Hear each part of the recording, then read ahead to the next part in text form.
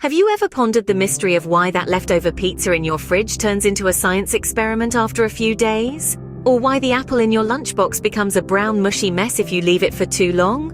Well, it's all down to a process we call food spoilage. So what's the science behind this? Imagine yourself as a tiny microorganism. You're always on the hunt for a meal, and food, especially the perishable kind, provides a perfect banquet for you and millions of your friends. This microscopic army is largely made up of bacteria, yeasts and molds, all of which are naturally present in the environment. When these organisms find their way onto your food, they begin to feast, breaking down the food's nutrients to grow and multiply. This process, along with the byproducts they produce, leads to changes in the food's color, smell, and texture, what we commonly recognize as spoilage. But that's not the only reason food spoils.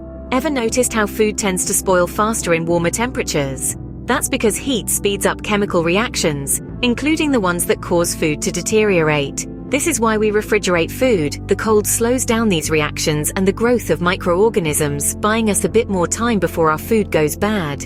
And of course, let's not forget about oxygen. Many food spoilage organisms need oxygen to survive.